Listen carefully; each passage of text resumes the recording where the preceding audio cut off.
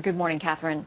Thank you, Shannon. The ATF is tracing two weapons, a shotgun and a rifle, as a neighbor of the suspect, identified by law enforcement as 66-year-old James Hodgkinson, tells Fox about an incident in Belleville, Illinois last March that only stopped after police were called in. He pointed the rifle towards the center of the timber back there and started shooting across the field, you know, and it was a high-powered rifle, and I thought, good grief, there's houses over there. A Facebook page bearing the suspect's name includes photos of Bernie Sanders as well as anti-Trump rhetoric reading, "Trump is a traitor. Trump has destroyed our democracy. It's time to destroy Trump and company." Spokesperson for the American Society of Home Inspectors confirms James Hodgkinson was a member of the trade association but dropped out in 2015. A few years earlier, an Illinois newspaper reports that the suspect sent letters to the editor railing against Republicans and tax policies. In this August 2012 letter, Hodgkinson writes, "I have never said life sucks, only the policies of the Republicans, Shannon." Well, Catherine, what are we learning about his time in Virginia? Because that seems relatively new. The FBI is telling reporters that they believe the suspect got to Virginia in late March, and since he's been living out of a white cargo van. Speaking to Fox 5 here in D.C., a former mayor of Alexandria said he saw Hodgkinson on a regular basis at that Y near the ball field, and nothing seemed off. He would be sitting at another table right next to me with his laptop and have his coffee and cookies, whatever. And so then after this third day, he asked me, he said, "Are you really the mayor?" And I said, "Yeah." And I said, "Hey, I'm Bill Ewell." And I knew he was new to, at least to the Y, didn't know where he lived. And then he said, "Yeah, I just moved to the area." The FBI telling reporters at that news conference late yesterday that they remain focused on timing as well as the motive, Shannon. All right, Catherine Herridge, live for us in Washington. Thank you very much. You're welcome. Big part of our program yesterday. We lived it together on camera here as the events unfolded in Washington, D.C., or Virginia, rather, outside of Washington, D.C. It wasn't long before there was a call for unity, and we heard a lot of that yesterday. And there was also a call for greater discourse on behalf of both parties. And now we examine the media, and we find this today in the New York Times. It's called "America's Lethal Politics." It's an opinion piece today, noted on June 14th. In it, the article invokes Sarah Palin and connects her name to Gabby Giffords from January 2011. Conversely, we have this from the Wall Street Journal. Political disorder syndrome. Public theater should cancel its Trump assassination play, but it won't. Now, you were in Central Park last night. That's where this Shakespeare play takes place. And what did you see from the crowd? Enormous crowds. I was there for a run, but this area where Shakespeare in the Park is playing, you know, we've seen crowds all along, but people, picnic baskets and you know, lawn chairs, those kinds of things. It was a mass of people, a sea of humanity, and I thought, you know, after what had happened yesterday morning, maybe there'd be less interest in seeing it last night. Maybe they'd even postpone it a night. That was not the case. Maybe it drove interest is what you noticed there. So the reaction on the right and the left has been, as you would expect, perhaps polar opposites so far. From FoxNews.com, our executive, John Moody, writes this today. Democrats are fully justified in being disappointed, even enraged, that Trump was elected instead of Sanders or Hillary Clinton. But far too many seem to feel that because Trump is an unconventional president, there are no bounds to what can be said, threatened, broadcast, or published about him. And that goes to, you could argue, the Shakespeare play, the Kathy Griffin display from a couple weeks back, and on it goes. We don't know what triggered this guy, but we know his history. And from the state of Illinois, he was very much against the Republicans and very much against Donald Trump. And this question came to the FBI repeatedly yesterday, and they would not touch it. And for good reason, their investigation is still underway. But this has to be a part of our discussion today, and we'll cover it for the next couple of hours. Yeah, the LA Times in its editorial as well, a piece there talking about gun control and saying it's time for Republicans to have more honest conversations with the NRA. And they were upset that Mo Brooks, who was one of the representatives who was there in the middle of this whole thing yesterday, was still supporting the Second Amendment after the fact, pointing out also, as many people did, and including the Senate Minority Leader, a Democrat, Chuck Schumer, saying, praising those officers who were there and were able to use their guns to stop this guy. So it's a conversation that will continue. You may have seen the clip of Rodney Davis, the Republican from Illinois. He was on our program live. He was still in his red T-shirt from the batting practice earlier yesterday morning. He talked about political, rhetorical terrorism. And that's a phrase we'll explore coming up, too. Okay, we're awaiting a news conference as well. Cincinnati, Ohio, the parents of Otto Warmbier are about to talk. He's the American, age 22, in prison for more than a year in North Korea. He has now returned home in a coma. As we wait to learn more about his condition, we're going to take a look back now at how we got here. Wow. January 2016, the regime threw Warmbier in jail. 2 months later, they hold a 1-hour trial. The government sentences him to 15 years hard labor. Then this past February, Secretary of State Rex Tillerson briefing President Trump on the matter. Fast forward to May. Late May, Warmbier's imprisonment came up during talks on improving relations possibly between the U.S. and North Korea. Then last week, the State Department learning about Warmbier's condition. On Tuesday, he was finally evacuated, brought back home to Ohio. Here is his father now talking with Tucker Carlson from last night. Being able to see Otto for the first time in, gosh, I bet it's 18 months, it was fantastic. You know, Otto's not in great shape right now, and he's been through a real tough time, and it's great to have him with us. Ellison Barber live at the high school in Wyoming outside of Cincinnati, where the family is getting ready to hold a news conference. What do we know about his condition today, Ellison? Not a whole lot. The hospital isn't commenting at this point. We expect to hear from them at this press conference and then again at a press conference later this afternoon. Bill, I'm standing in Warmbier's high school. It's in a residential area, and when you go outside, no matter which direction you go, for blocks there are trees with blue and white ribbons tied around them. They're for Otto. There are a lot of mixed emotions in this community because on the one hand, they are glad to have him home, but on the other hand, they know that he's not okay. When he landed here Tuesday night, his plane was met on the tarmac by an ambulance. They rushed him to a Cincinnati hospital. And as you said, Bill, Warmbier's parents told Fox News the 22-year-old is in a coma. North Korea says he's been in one for a year. A senior State Department official tells Fox News the regime claims that he contracted botulism and then slipped into a coma after taking a sleeping pill. The State Department is not officially commenting, confirming, or denying those details. That information is coming from the North Koreans. The last time we saw Warmbier in public, it was March 2016 when he was making a tearful confession. My brother and my sister need me. I beg that you see how I am only human. How I have made the worst mistake of my life. Ever since then, the U.S. has asked North Korea to let Swedish diplomats go in and check on Warmbier and 3 other American prisoners. No luck until last month. Bill? Thank you, Ellison. We stand by for more on that. The news conference scheduled for 10 a.m. Eastern Time. Live coverage when that begins. All of that as we move throughout the program here this morning. Tune in to Tucker Carlson tonight, later tonight, 8 o'clock Eastern, right here on the Fox News channel for the interview with his father. One significant point on all this. If we did not know as a government that Warmbier was in a coma for 15 months, what do we know about the nuclear program in North Korea today? These are big questions for our leaders, and we'll get that coming up in 20 minutes. Right now, 10 past the hour. Yeah. All right, on top of all this, there's a new leak in the Russia investigation. According to the Washington Post, Special Counsel Robert Mueller is now investigating President Trump for possible obstruction of justice. Now, the newspaper cites various unnamed officials saying the expansion of the probe into Russian meddling began soon after President Trump fired FBI Director James Comey last month. Mr. Trump blasting the report on Twitter this morning. Quote, they made up a phony collusion with the Russian story, found zero proof, so now they go for obstruction of justice on the phony story. Nice. Adding, you are witnessing the single greatest witch hunt in American political history, led by some very bad and conflicted people. Wow, 10 minutes past the nightmare that unfolded high above London, the fire engulfing a high-rise apartment building, what we're learning today about the death toll. Also, the complaints tenants were making about the landlord even before this happened. That's coming up. Plus, there is this. I have long advocated, this is not what today is about, but there are too many guns on the street.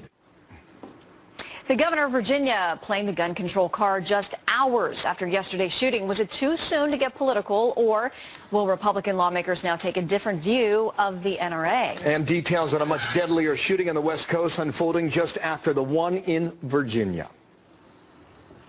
We just started screaming, get out, get out. It's gunfire, gunshots, go, go, go, and everybody started running. Then you can see the employees, I don't know, they made it onto the roof, and they were all waving their hand.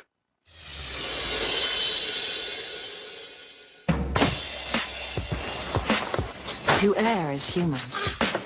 To anticipate. They matched us with the perfect agent for our needs.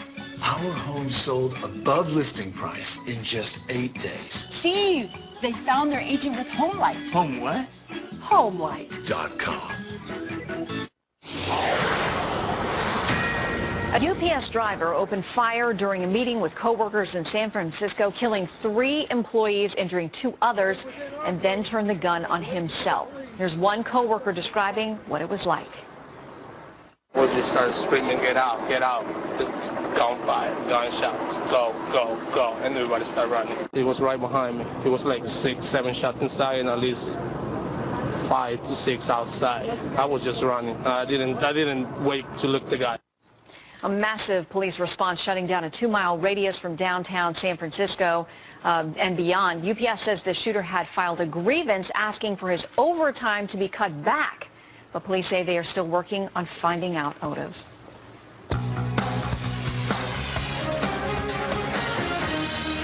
There are too many guns on the street. We lose 93 million Americans a day to gun violence. I mean, I've long talked about this. Background check, shutting down gun show loopholes. You know, that's not for today's discussion, but it's not just about politicians. We worry about this every day for all of our citizens. You mean to say 93 million? That's a big number. Are you sure about 93 million, 93 individuals a day. So that was the Virginia Governor Terry McAuliffe yesterday. He misspoke twice, calling for a tougher fight against gun violence. Thank you for having me. When I saw the Virginia governor go out and give these remarks, and this was, if everyone remembers, this was just, what, an hour and a half after this attempted political assassination took place, and he goes out without even knowing this guy's motive, without even knowing the name of the suspect, and makes these sort of crazy statements as people are still processing this, and some of them are still just finding out about it, watching Fox News and reading it online, and he says this sort of thing. It doesn't exactly help. There's a huge problem in the United States, Bill, and I know you guys know, you've been reporting on this, with political discourse in this country. Now, as a free speech purist, I also think that there are certain forms of speech that are not protected by the Constitution, slander and libel and death threats. And why can't someone like this guy just simply, the way that we all in America do, Bill, when we come across a political opinion that we don't like, most of us just say, oh, you know what, well, that's life. Everybody has different opinions. Or they caps lock rant about it on Facebook like normal people in America. But what this guy decided to do was take it to a different level and actually express his dissent in the form of a murderous attempted assassination. And this is the second time, Bill, in the last month that this has happened. It is a fact that there were so many facts missing when he made that comment. But to be fair, again, he concluded his remarks by saying today is not the day to talk about that. Now, I want to share this with our viewers. The Vice President, after he brought them up. The Vice President, Mike Pence, has arrived at the hospital, and apparently he will make a visit with Congressman Scalise as well. This is about, 12 hours after the President and the First Lady were there as well. Back to our topic now. I mentioned the New York Times op-ed today. The piece that the Wall Street Journal wrote today, the piece that John Moody has online at foxnews.com right now. LA Times writes this: we also hope that the next time the National Rifle Association lobbyists visit Capitol Hill with their Guns for Everyone agenda, Republican members of Congress greet them with more probing skepticism than they have in the past. But we're not optimistic. Unfortunately, such side effects are daily occurrences. The Republicans who run Congress need to learn from the awful incident in Alexandria and drop their cynical posturing on behalf of the NRA. I don't believe that commentary surprises someone like you. I think in the interest of being fair on all this, without the cops on the baseball field, how many more people are dead as a result? Well, as other congressional members said, Bill, this would have been a killing field. It absolutely would have been a killing field. And here's the thing. It was guns, good guys with guns, that saved the day. And if Steve Scalise had not been there as a member of GOP leadership with his private, it wasn't private security, it was Capitol Hill Police, and they give him 2 officers to detail him when he leaves the grounds. If he had not been there with those officers, there would have been no one there to defend him, because these congressional members, without certain permits, either in Virginia or special allowances in D.C., they're not allowed to carry. And I know that Congressman Barry Loudermilk has suggested reciprocity for congressional members, which I think is a great thing, but I think we need reciprocity for everyone in the United States, so no one is forced to look in the eyes of a bad guy as he's trying to kill us with his illegally possessed firearm, because they're criminals. They're going to break laws. And I would think that the LA Times would realize this. And this is not a guns for everyone agenda. This is a guns for innocent, law-abiding Americans who want to exercise their pro-choice right of self-defense bill. That's exactly what this is. Look, I've had my life protected by a firearm. I don't ever want anyone to ever feel as I or anyone on that baseball field has felt, and think that you don't have anything else to defend yourself with but your hands or a baseball bat or a glove. Dana Loesch, thank you for your commentary there. The debate about civility has started. My guess it does not last long. Dana Loesch, thanks again.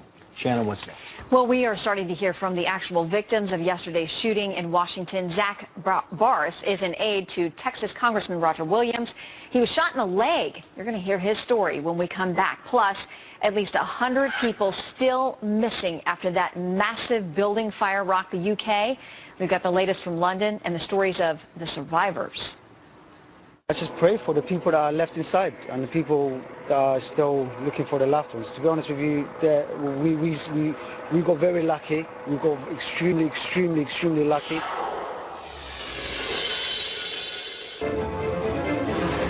Performance. It's in every acceleration.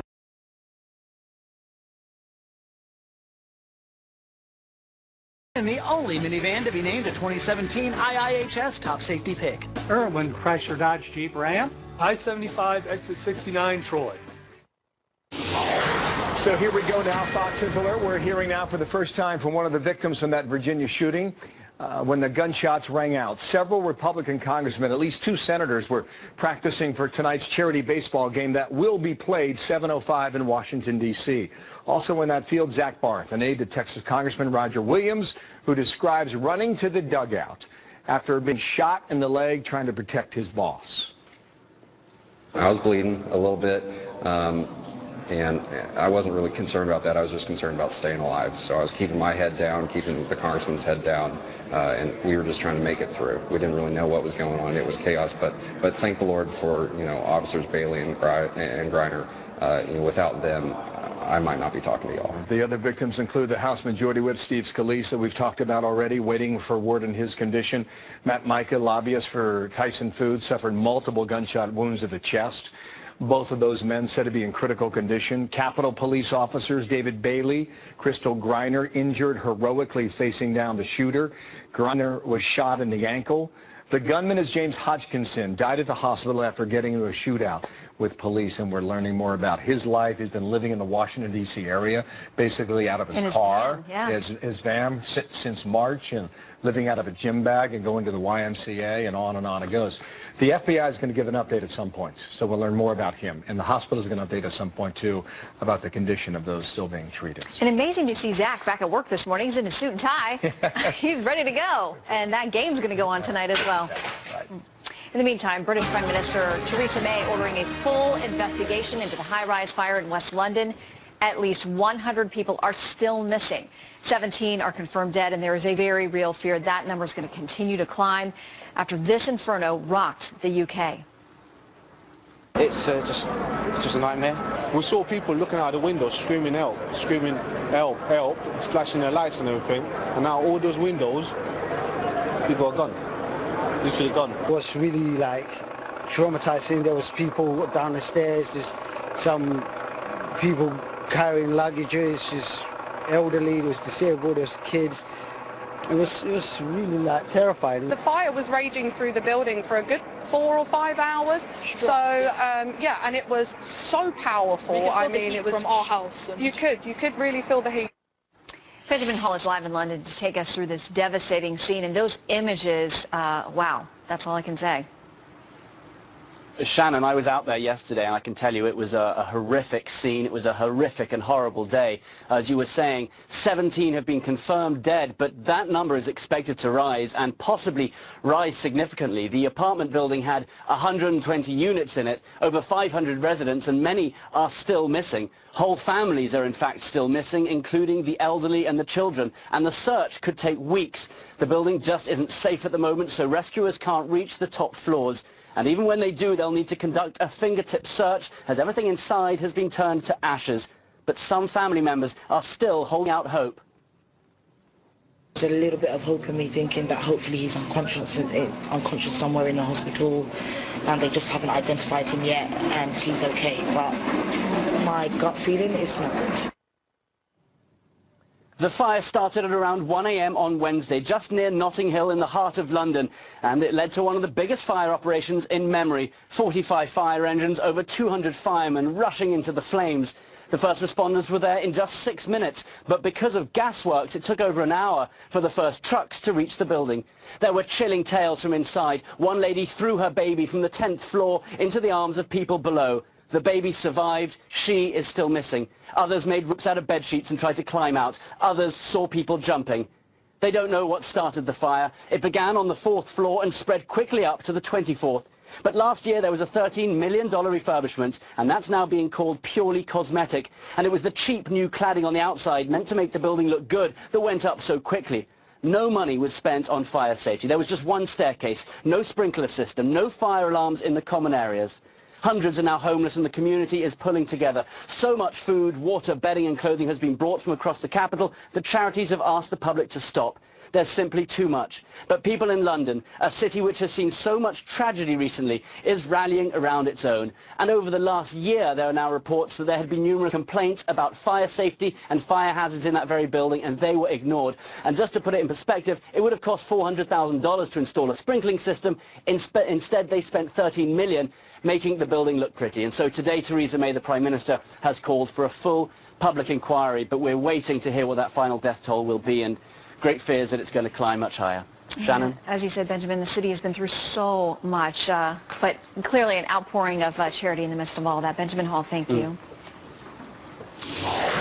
Some breaking news from another terror hotspot. Al-Shabaab has struck again, hunting down their victims one by one.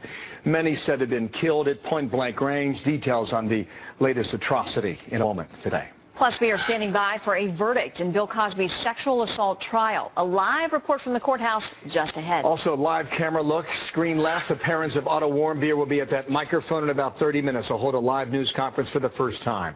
As their son, screen right, lies in a coma. What is his condition after being released from a prison in North Korea? We will take you there live when it begins. Otto, we love you. You're an amazing guy. Hang in there, Tiger Boy. You're coming home. Colon cancer screening for people 50 and older at average risk. Greater cooling power. It instantly cools you down. Whether you're training hard, playing hard, or working hard, now you can beat the heat. There is no other cooling towel like Mission. Available at Mission.com and a retailer near you. We are about 30 minutes away from a news conference with Otto Warmbier's family. The American college student who was held in North Korea for more than a year is now back in his hometown of Cincinnati, but hospitalized after the regime released him in a coma.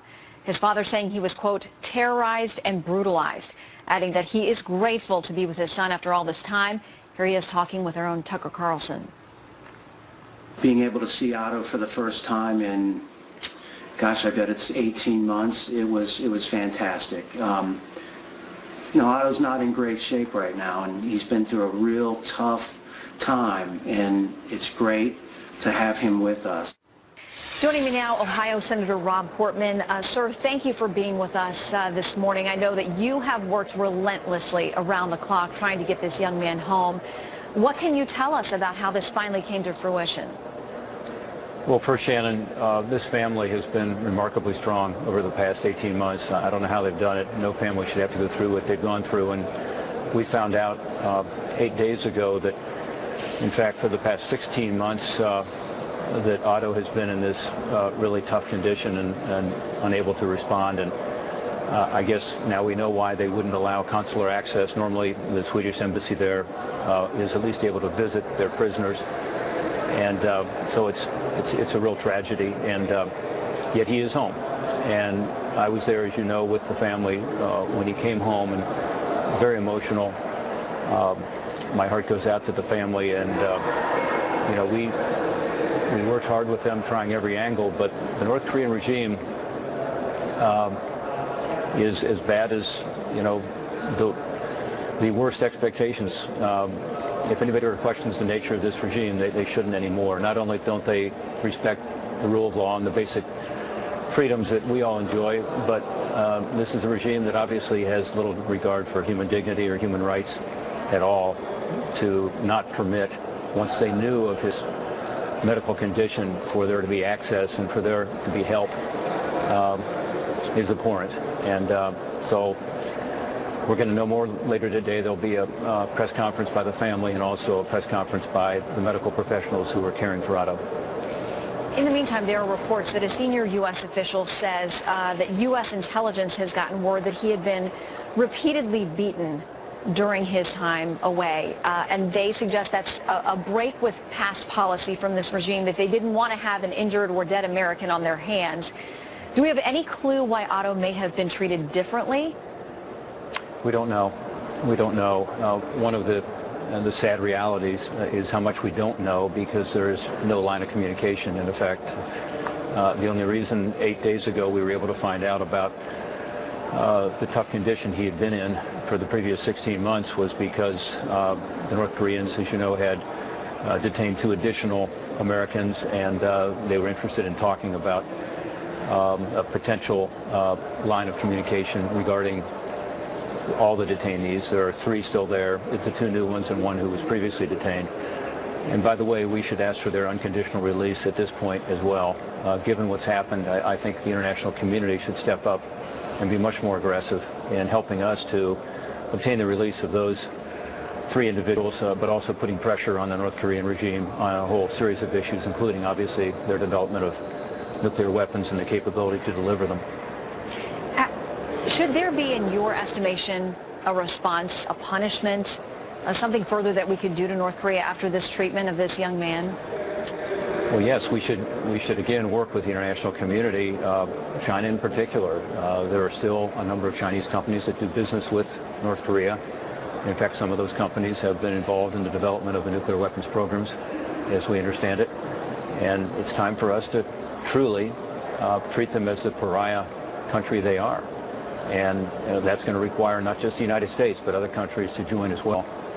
And the consequences here are obviously incredibly important, because they do have the nuclear capability now. We know that, and they're developing the means to have an intercontinental ballistic missile.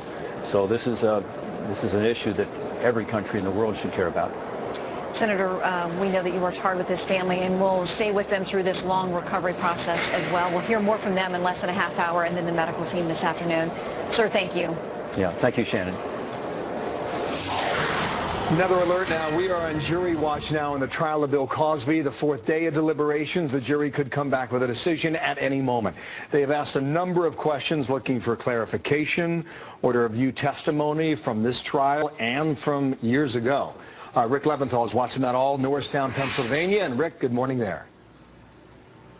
Good morning, Bill. The jury has interrupted deliberations 6 times with 6 different questions, and after nearly 30 hours, still no verdict for the comedian formerly known as America's Dad. Cosby arrived here at the Montgomery County Courthouse about an hour ago, as he has every day of this trial, accompanied by his spokesman, Andrew Wyatt. He faces up to 10 years in prison on each of the 3 aggravated indecent assault charges stemming from an encounter at a suburban Philadelphia home more than 13 years ago, when a Temple University employee named Andrea Constand says Cosby invited her over, gave her pills that knocked her out, and then took advantage of her. Other alleged victims have been coming to the courthouse every day to show their support for her. Andrea is the symbol for all of us. This is about her. We're here to support her. However, you know, she's the tip of the iceberg. At least 50 other women have come forward with similar allegations against Cosby, stemming back some 40 years. As for those jury questions, 2 of them were requests for readback of Bill Cosby's depositions from 12 years ago when he admits giving her the pills and describes what happened next. 2 of the questions were for readbacks from testimony from police officers who interviewed Constand after the alleged incident, and another was for Constand's description of the night in question. The final jury question was about the definition of without her knowledge, which could be key to determining consent in this case. I think that's great for all of us, you know, involved in this case. It's great for Mr. Cosby because they want to do the right thing. They want to get it right. And that's all we ever asked for, was people to come hear the truth, not to, you know, take a side. The jury has been deliberating about 12 hours every day, so long that the 79-year-old Cosby had a pillow brought from home, and he's using it to take naps in a conference room in the courthouse upstairs. The jury is back at it again this morning. Yeah, often going to 9 o'clock at night. Rick, thank you. When there's a verdict, we'll bring you back. Thanks. Rick Leventhal there in southeastern Pennsylvania. Shannon. We are now waiting to hear from the parents of that American freed from prison in North Korea. Their son, Otto, remains in a coma. We're going to take you live to that podium as soon as they get there. Emotional moments to come. Lawmakers coming together in the wake of yesterday's shooting, raising questions about the political climate. Is it too toxic? Can this spark real change in Washington, or is all the talk today just temporary? Join me to resolve to come together, to lift each other up, and to show the country, to show the world that we are one house. We do have our differences. And so I pray, my prayer is that we can resolve our differences. Men's Wearhouse helps you celebrate the special men in your life with gifts like dress shirts, 3 for $99, shorts and t-shirts, all 50% off.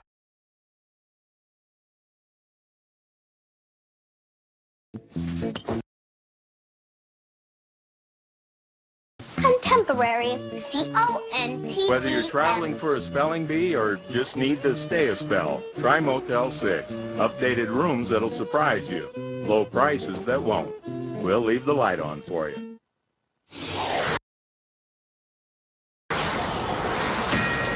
Brand new video coming in of Vice President Mike Pence leaving for Miami after visiting Congressman Scalise in the hospital. Here is a picture that he tweeted with his wife saying, "Karen and I just left MedStar. Thanks docs and staff. Keep Steve Scalise, Officer Griner, and all involved and their loved ones in your prayers." You can see there that he is making his stop as the President and First Lady did last night, and now he heads to Miami.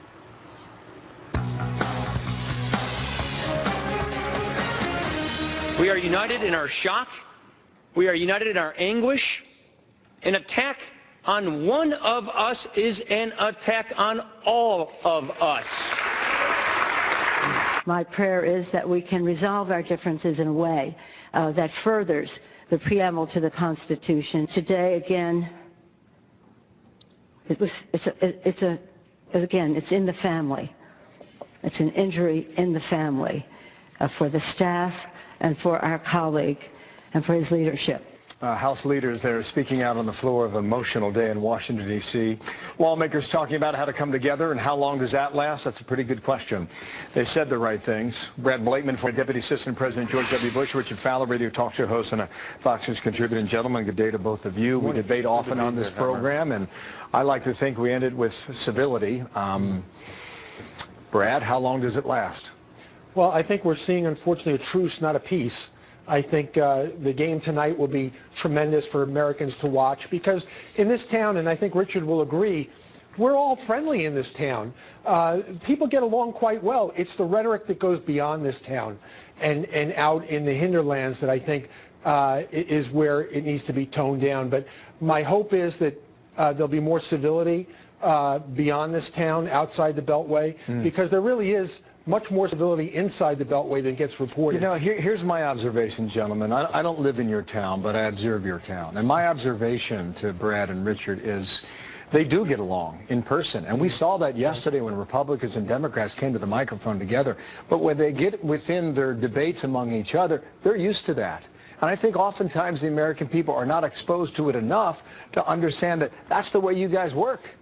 You know, after this interview, you guys will walk down the hall together. And Richard, if we saw more of it, it would go a lot longer. I think you're absolutely right, Hemmer. Actually, Brad could tell you that I've guest lectured this class a couple times, Right. And so we actually are friends, and I think on Capitol Hill they are friends. And there's a piece of the New York Post that struck me this morning, talking about how, you know, we're sort of at a tipping point, and there's so much reminiscent to this moment in 1968, and we have really got to sort of pull this back a little bit and say this fever pitch, this name calling that happens on both sides of the aisle has really got to stop. We disagree on ideals, and we could debate ideals all we want, but we love each other because the one thread that connects us all is that we're all Americans.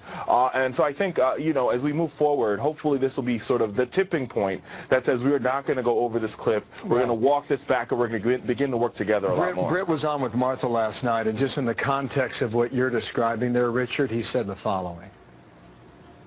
We are living, Martha, in the most poisonous political atmosphere that I can remember experiencing in my years as a reporter, going back nearly a half century. This is, we've had, you know, turbulent times before. The sheer loathing that people have for each other, people who are in politics have for each other and for our president at this stage, transcends even what we had then. Now, Brad, what do you think of that? Worse than 50 years?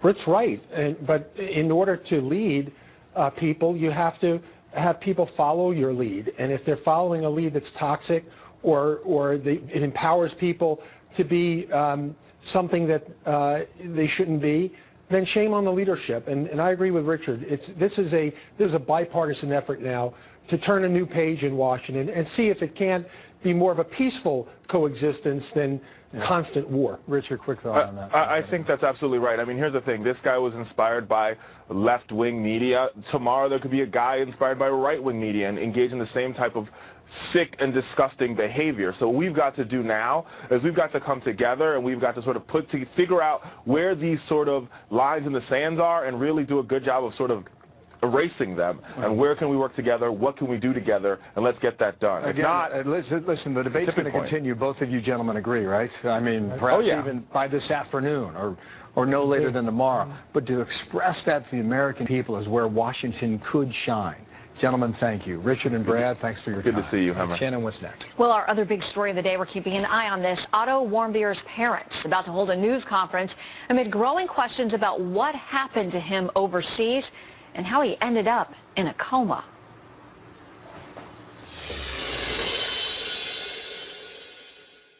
You don't let anything keep you sidelined. That's why you drink Ensure with 9. This is going to be a moment. We're awaiting a news conference from parents of Otto Warmbier. He's now 22 years old, a college student, University of Virginia, from Cincinnati, Ohio, released from a North Korean prison just days ago. He is now back in Ohio, but in terrible shape. Said to be in a coma. We're expecting an update on his condition and possible details about what he endured at the hands of the regime while in captivity. So that live press conference coming up in a matter of moments. You will not miss a minute here on America's Newsroom. Vice President Mike Pence, Secretary of State Rex Tillerson, and DHS Secretary John Kelly all headed to Miami this morning for a conference on U.S. relations with Central America. Steve Harrigan is live there. All right, Steve, what can you tell us about the focus of this get-together? Shannon, a lot of heavyweights here this morning really to focus on one thing. They say it will be fixing U.S. policy towards Central America. In just the past 3 years alone, there have been 50,000 murders in 3 Central American nations, Guatemala, Honduras, and El Salvador. The focus here will be how to get money to those countries, investment for jobs, as well as training their security forces, and also try and put some pressure on Mexico to do more to shore up its southern border as well, Shannon. Okay, so is there going to be heightened security for this conference? A lot of big names there. We have already seen very heavy security, both with the Miami-Dade police force as well as the Secret Service and a special reaction force as well. They've already dealt with one suspicious package off to my left, so some heavy presence here and a busy 48 hours for security here in Florida. We've got the Vice President here today and the president tomorrow in Miami. Shannon, back to you. All right, Steve Harrigan for us in Miami. Thank you very much. We just mentioned this. The parents of Otto Warmbier are about to speak out. This will take place at the Wyoming High School, which is where Otto Warmbier went to school before going off to University of Virginia.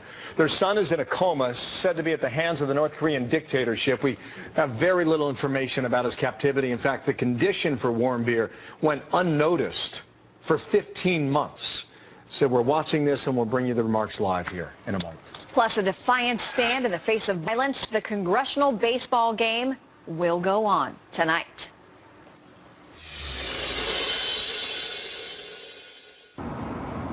It's okay that everybody ignores me when I drive. It's fine, because I get a safe driving bonus check every 6 months I'm accident-free. Because I don't use my cell phone when I'm driving, even though my family does and leaves me all alone. Here's something else. I don't share it with Mom. I don't. Right, Mom? I have a brand new putter you don't even know about. It's awesome. Safe driving bonus checks only from Allstate. Find out if you're eligible to take advantage of today's incredibly low interest rates and start saving money every month on your mortgage. Call Quicken Loans today or go to quickenloans.com for a mortgage experience that's engineered to amaze. We want to take you straight to Wyoming, Ohio, where we're getting a news conference on Otto Warmbier, the young man who's just been returned from North Korea. First up here, a member of the medical team. We'll hear from his parents as well. Let's listen in. Austin and Greta Warmbier, and they are truly incredible people. I feel like I know Otto through you. Later today, at the request of the Warmbier family, 3 UC Health physicians caring for Otto will be sharing details of his medical condition. I can tell you that today at the University of Cincinnati Medical Center, Otto is in stable condition but has suffered a severe neurological injury. Again, the physicians specifically caring for Otto will provide the medical details later this afternoon. On behalf of UC Health, we are sincerely honored to care for Otto and the entire Warmbier family. Thanks. Thank you. Okay. Thank you, everyone, for coming here. And I made a decision this morning to wear the coat that Otto wore when he was, I don't know, a prisoner in North Korea. This is the coat he wore when he did his confession, and I thought it was an amazing performance. I'm proud of him, and I'll start with an opening statement. I want to thank everyone who has shared their thoughts, prayers, and best wishes with the Warmbier family during the past 17 months. The burden of our ordeal has been eased by the support we have experienced, not only from our friends in Cincinnati, but throughout Ohio, at the University of Virginia, throughout the United States, and indeed from around the world. I'd also like to thank Todd, Lynn, Mr. Seiler, Mr. Burke from Wyoming High School. This is a place where Otto experienced some of the best moments of his young life, and he would be pleased to know that his return to the United States would be acknowledged on these grounds. My wife Cindy is at Otto's side this morning, as she has been since the moment he returned to Ohio. She wanted me to tell you that she knows that Otto is a fighter, and she and I firmly believe that he fought to stay alive through the worst that the North Koreans could put him through in order to return to the family and community he loves. Cindy joins me in expressing our gratitude to so many people. The wonderful people at the University of Cincinnati Medical Center are providing Otto the excellent medical care he has been denied for so long. As you know, the doctors there will be holding a press conference this afternoon to discuss Otto's medical status, and I will leave the details of such matters to them. We also want to thank Senator Rob Portman, who has stood by us throughout this entire ordeal. Last evening, we received a very nice phone call from President Trump, who told us that Secretary of State Tillerson worked hard to help bring Otto home. We are extremely grateful for their efforts and concern. I would like to highlight this morning the bittersweet feeling that my family has. Relief that Otto is now home in the arms of those who love him. And anger that he was so brutally treated for so long. We went for 15 months without a word from or about Otto. It was only a week ago that we were informed that the North Korean government now claims he was in a coma for almost all of that time. Even if you believe their explanation of botulism and a sleeping pill causing the coma, and we don't, there is no excuse for any civilized nation to have kept his condition secret and denied him top-notch medical care for so long. When Otto was first taken, we were advised by the past administration to take a low profile while they worked to obtain his release. We did so without result. Earlier this year, Cindy and I decided the time for strategic patience was over, and we made a few media appearances and traveled to Washington to meet with Ambassador Joe Yoon at the State Department. It is my understanding that Ambassador Yoon and his team, at the direction of the President, aggressively pursued resolution of the situation. They have our thanks for bringing Otto home. I know you have many questions about what transpired. So do we. We have few answers. There's no excuse for the way the North Koreans treated our son, and no excuse for the way they have treated so many others. I call on them to release the other Americans being held. No other family should have to endure what the Warmbiers have. Thank you. Now I'd be happy to answer questions. Before you begin asking questions, please state your name and the news organization you're from, please. Yes, sir. Josh Brown from the Times of London. I wonder if you could just tell us a little bit about what kind of a guy Otto was, what kind of son he was, and just woman. That's a loaded softball question. He obviously Otto's an amazing kid. What he endured, to the brutality and the terror that he went through, and he made it back to the United States, and the performance he did. But that doesn't really speak to who Otto really is. Otto is a sweet, loving, kind person, and that's what we loved about him, and that's what his teachers loved about him. Obviously, Otto was brilliant, but that's not what Otto was. Otto was this sweet, loving, kind person who he was never in a fight. So thank you for the question. Yes, ma'am. Hi, I'm Cheryl Silver from the New York Times. I know you said that you wanted to leave it to the doctors to discuss Otto's condition, but I'm wondering if you could just share a little bit from your perspective about how he's doing right now. We're trying to get, Cheryl, the question is what we're doing about Otto's condition? How he is, Otto? Well, we're trying to make him comfortable. Yes, ma'am. Allison Barber with Fox News. Can you just tell us a little bit, what did you say, what did you do when you were able to see your son for the first time Tuesday night? Did you say anything to him? Of course.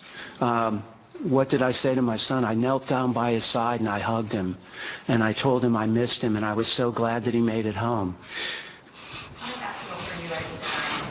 I don't know. You don't feel that. It's these things are tough to process, but he's with us, and we're trying to make him comfortable, and we want to be a part of his life. Yes, ma'am. Megan Mondello, Little Society. You thanked President Trump, and then you also said that the past administration didn't do enough. So do you feel like then President Obama should have been doing more to help? The question is, do I think the past administration could have done more? I think the results speak for themselves. Yes, sir. Miguel Marquez with CNN. You say that you doubt the botulism and the sleeping pill. You say that he was brutalized. Do you think it was physical injury that left him in this state? We're going to leave that to the doctors today. Can you give us a sense? Obviously, the relations between North Korea and the U.S. have been bad for some time, and they are worsening. Can you give us a sense, a guy from a lovely town in Ohio, what it is like to have your family in the center of this one? That's a good question. I'm proud of Otto and the courage he showed by going to North Korea and having that adventurous side to him.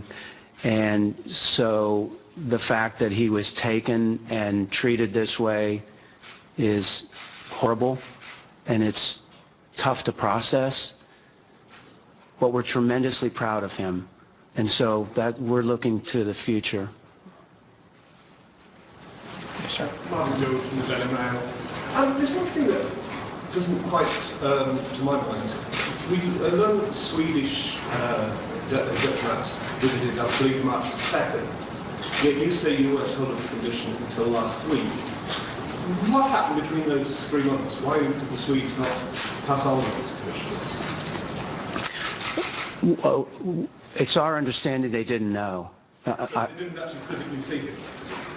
Nobody has seen or heard from Otto since March of 2016. Nobody. Yes, ma'am. What were you doing in terms of efforts to try to make some contact with your son during that period of time, if they had noted? Sure. What did our efforts consist of to help bring our son home? Good question. We've been to Washington, D.C. over a dozen times. We met everyone in the past administration, from John Kerry to the Swedish ambassador Sternloff, who lives in Pyongyang. He came in town. We met his aide when he came in town. We've met our senators, our congressmen. We've worked with Governor Richardson. So we were. Those were our efforts, and we relied on this false premise that they would treat Otto fairly and let him go. And Otto was held as a war criminal.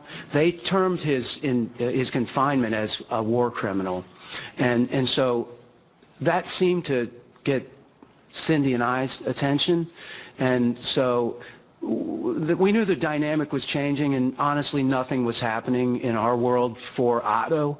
No communication, no letters, nothing. So we did what we could. We tried to stay low. We were advised that it was important that you don't upset the North Koreans, and so we followed that logic. And then there came a time where we're tired. That doesn't seem to have any impact. So we went public with an interview and on the Tucker Carlson show, and then did a couple written pieces, and then very quickly we have Otto home. Ever a face-to-face with President Obama? Oh, never, absolutely not. No. Yes, ma'am. Hi, this is Fox News. Mm-hmm. Is it still believed that Otto fell into a coma the day after the trial? Can you talk a little bit about timeline? Well, personally, North Korea is a pariah regime. They're brutal and they're terroristic. You can't believe anything. Well, it's your choice. We don't believe anything they say. We see the results of their actions with Otto. So it's all speculation. Yes, sir. Kate Fairbaugh from Voice of America. If you could speak directly to the North Korean regime and the North Korean people, what would you say to them? I would say I'm so proud of what I would say to the North Korean regime. I would say I'm so proud of Otto, my son, who has been in a pariah regime for the last 18 months, brutalized and terrorized, and he's now home with his family. And I'm just tremendously proud of Otto. His spirit is with us, and I can share my spirit with his spirit, and I'm just so happy for that. Yes, ma'am. Previous prisoners in North Korea, American prisoners, have been tortured psychologically. Not many of them have been beaten physically. It seems like something different happened with Otto. Did something different happen? What did they happen? Sure. Was Otto treated differently? The quick answer is the results speak for themselves. And you'll hear more about it at the medical conference today. Yes, sir. In the back.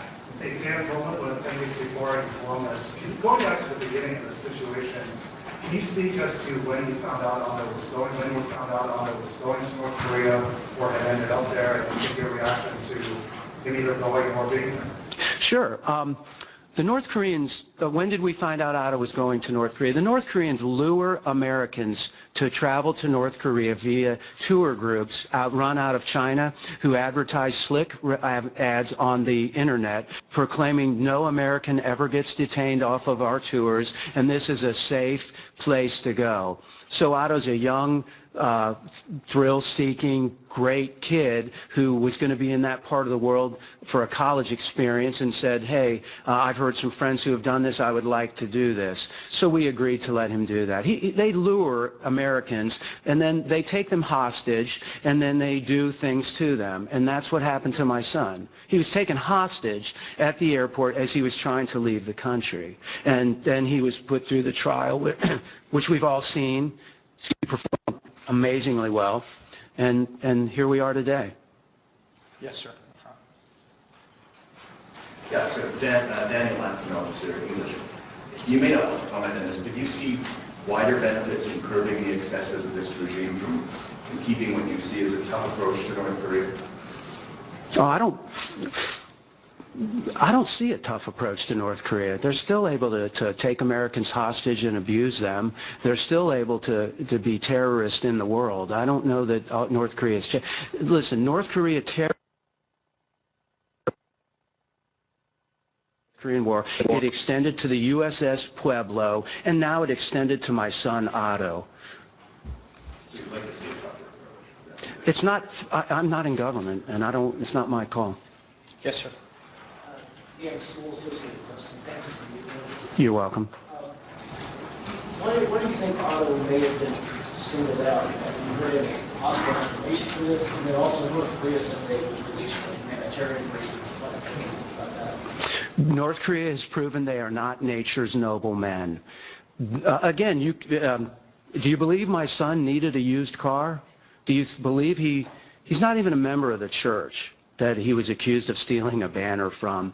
So again, I don't really, we are not burdened with whatever North Korea says or does any longer. The Warmbier family is not. And I'm so happy for Cindy, myself, my community. This community's been amazing. They've been supportive. We've been forced to be quiet and act different because we didn't want to offend them. And so I don't know if that answers your question, but that's my feeling. Yes, ma'am. Do you have any comment on how you feeling about Dennis Rodman's current trip to North Korea, and can you just clarify, does he have anything at all? Did Dennis Rodman? No, he didn't. Dennis Rodman had nothing to do with Otto. It's a diversion. You know, they just released Otto. It's a diversion, I'm sure. This is all planned. Yes, ma'am. Dennis Rodman's? I could care less.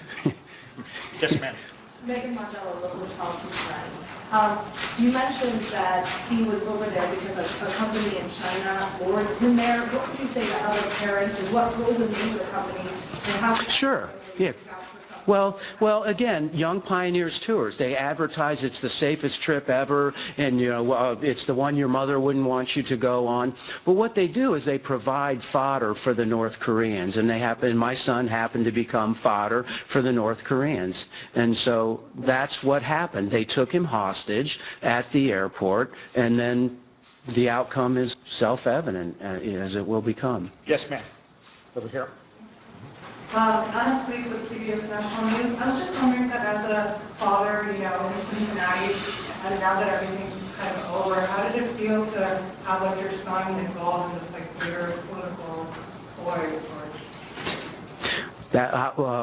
How did it feel? I was an amazing guy, and he's always made me look good. He made me and my wife look good. He was the salutatorian of the school here. He did an amazing speech. It doesn't surprise me, honestly. It saddens me. It saddens me. Yes, sir. In front. Yeah, Dave Kang, Associated Press. I wanted to ask you, you say North Korea is a pariah state and we can't trust what they say. But, they said that they claim that they released Otto on humanitarian grounds. What do you think is the real reason they chose to release Otto? Sure. What's the real reason they released Otto? Well, I think the State Department was negotiating pretty tough with them, and so I don't know that we're ever going to find the answer. They did not do this out of the kindness of their hearts. North Korea doesn't do anything out of the kindness of their hearts, so, but we'll not. I don't think we'll find out. You don't think we'll find out? I really don't. Yes, sir. Can you talk a little bit more about your conversation with the president last night? Sure. President Trump called me at, say, 10 o'clock last night and just wanted to find out how Cindy and I were doing and wanted to know about Otto.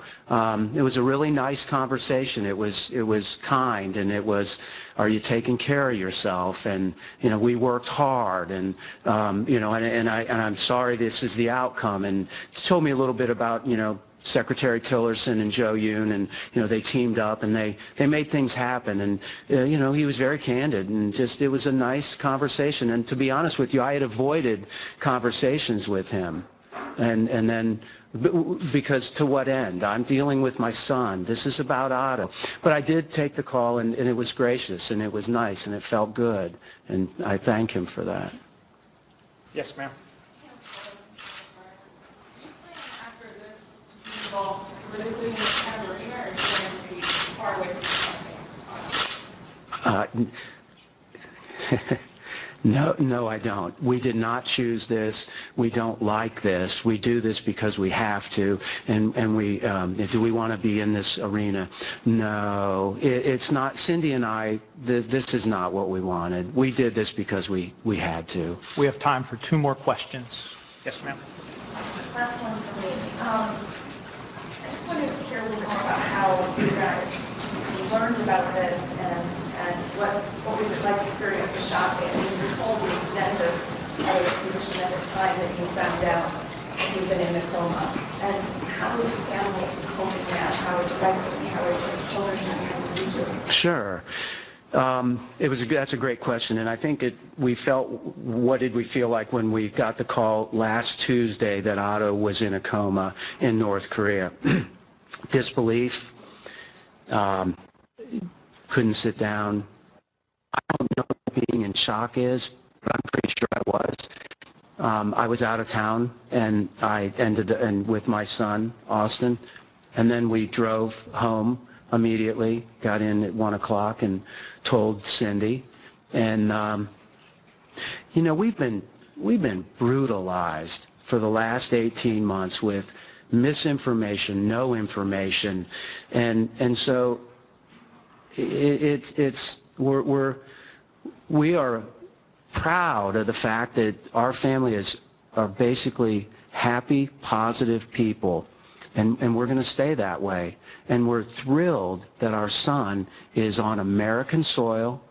We're in the school that he thrived in, and I'm able to talk to you on Otto's behalf, and I'm able to wear the jacket that he wore when he gave his confession. I'm not confessing, I'm speaking, but Otto, I love you, and I'm so crazy about you, and I'm so glad you're home. You are such a great guy. And by the way, my family has been rock solid throughout this. We have supported the heck out of one another, and it's just been it's been a wonderful experience to feel that. And now we get to feel the love of the community and not have this crazy, oh, what are they thinking? Are we afraid of what North Korea will say? Don't put ribbons on the trees. All that's gone. So we don't care now. All right, this is the last question. Gentleman in the back. Fred, John Dell with News Center 7 at Dayton. Just a people question. Have you heard all your family from Jeff Fowle, the man from North here in Moraine, who was detained by North Korea, that the regime claimed he left the Bible back? And do you guys see any similarities between Otto's situation and Jeffrey's? We see absolutely no similarities. And have we communicated with Jeff Fowle and the others? No, Otto is a young university student who is on a tour with other university students. He's never been in trouble in his life. He wasn't trying to do anything in the country. There just weren't similarities. Otto was considered a war criminal. We weren't looking for confirmation that, oh, this is the way things are. It's our son, it's unique, and we knew it was unique, and it is unique. So no, and they've reached out to us, and I think they only wanted to help, but that's not what we're looking for. All right, thank you. Thank you, ladies and gentlemen. Again, on behalf of the entire Warmbier family, the school, and the community, we'd like to thank you for being with us today.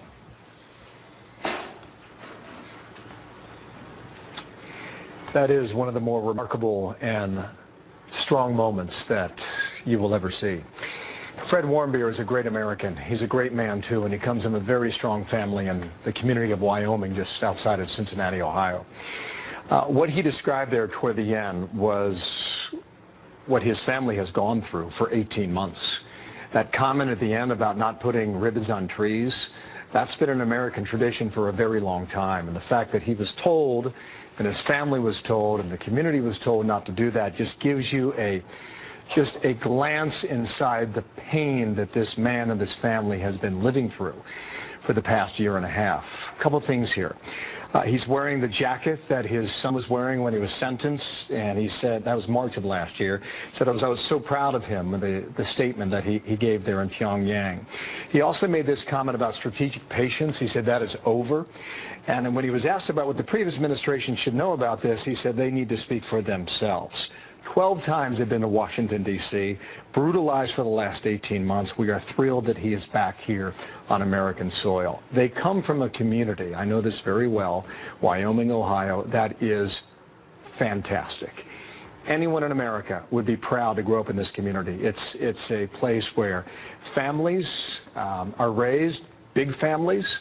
It's a place where kids play in the streets every hour of every day, and they do not worry about the outside world. Wyoming's a special place in this family. It's quite special too. His wife Cindy, the mother of Otto, was not there, although we were told she would be there today. She is by her son's bedside at a nearby hospital. But he is back on American soil. Shannon. We'll hear more from his medical team this afternoon as well. So for now, let's bring in General Jack Keane, retired four-star general, former vice chief of the staff of the Army, chairman of the Institute for the Study of War, and a Fox News military analyst. General, your reaction to what we've heard now from this father about what his son suffered and the people responsible? Well, certainly. I mean, that was very heartwarming listening to the emotions and the contours of what has happened to him over this almost year and a half. But frankly, the North Koreans, they are fundamentally the most moral, corrupt, dangerous regime in the world. To say they're a rogue regime is actually an understatement. They kill their own leaders. They starve their own people. They take people hostage for political reasons, and they are threatening to use nuclear weapons against their adversaries in the region and against the United States. There is no other place like this on the planet. And the fact that this youngster is finally home, likely brutalized by this regime, to be sure, physically, psychologically, and emotionally, and let's hope when the doctors talk this afternoon that he has a life in front of him that's going to be meaningful. Yeah, it did not foreshadow well based on what we heard from his father, and also the one person who did speak from the medical center talking about a severe neurological injury. We'll get more details on that this afternoon. I also want to play a little bit of what his father had to say with regard to coming to the end of waiting to move this forward. Here's what he said. Earlier this year, Cindy and I decided the time for strategic patience was over. And we made a few media appearances and traveled to Washington to meet with Ambassador Joe Yoon at the State Department. It is my understanding that Ambassador Yoon and his team, at the direction of the President, aggressively pursued resolution of the situation. They have our thanks for bringing Otto home. That phrase he used, strategic patience is over. It's the same language, General, that we heard Vice President Mike Pence use, those exact same words when talking about North Korea. So are we turning a page in our relationship with them? Oh, yeah, absolutely. I mean, the Obama administration has consistently advised parents of people who are being held hostage not to do anything, not to make public statements. This happened when we had people in Syria, if you remember. It's happened in Korea. We have a new administration here that's obviously taken a much tougher stand with the North Koreans, taken a tougher stand with China. The North Koreans are very much aware that there is an administration here that has put the military option back on the table. Obama never took it off the table in terms of his rhetoric, but nobody believed it was ever on the table. So yes, this administration has got North Korea's attention, to be sure. And we'll see where we go. I mean, we've got huge problems here to solve. As I said, it's the most dangerous regime on the planet. And they, as Secretary Mattis says, they are a clear and present danger to us and to our allies, and we're going to have to deal with them. Well, what do you make of the fact that South Korea has elected a new leader, one who is now not a fan of this anti-missile defense system the U.S. wanted to help install there? Where do we go from here? I mean, they share a border. They are the most at threat, but they're also one of the biggest key players in bringing about real change with this regime. Yeah, we've had regimes like this before in South Korea who are a little left of center and want to try to work something out with the North Koreans using diplomacy and dialogue, and all of that has failed miserably over 30 plus years. So the fact that President Moon wants to try that, certainly we're not going to stand in his way. He's certainly aware of the history of what that is. I think it's a mistake on his part if he does not want to have those missiles that can defend his people. The THAAD missile system, so our viewers can understand, is the only missile system that we have on the ground that will actually defeat a ballistic missile. The Patriot system would not do that. So that missile system defeats a ballistic missile coming at South Korea in its final terminal phase, and it is a very significant capability. There's 2 employed. The other 4 he has held up based on an environmental test. Truth be known, that China has put pressure on him not to accept those systems. So we'll see where he comes out on this. I think in the long run, he'll probably likely take those missile systems because they're going to help protect his people. Yeah, and China obviously mixed interest in that region as well, as we continue to try to put pressure on them. General Keane, thank you, sir. Good talking to you. Ironic, just a few weeks ago, Fred and Cindy Warmbier were in New York, and they said they were just looking for proof of life, and it was clear that they had no communication, and they were not sure whether or not their son was alive or dead. Later tonight, watch Fred Warmbier's exclusive interview with Tucker. That's at 8 o'clock Eastern Time. You can catch it only here on the Fox News channel. Later tonight here. All right, another big story. Here we go. The latest on the shooting that led Congressman Steve Scalise wounded yesterday. We're waiting on an update for his condition and the conditions of others at this time. Plus a closer look at whether the political atmosphere in the country has become too toxic. They were glad here. You know, I told them, I'm okay. The police are here. I'm safe. I'm going to be okay. And, you know, they love me. And, you know, my dad flew up as soon as he heard the news. So, you know, it's great to have that community around me. And, you know, I had so many people praying for me.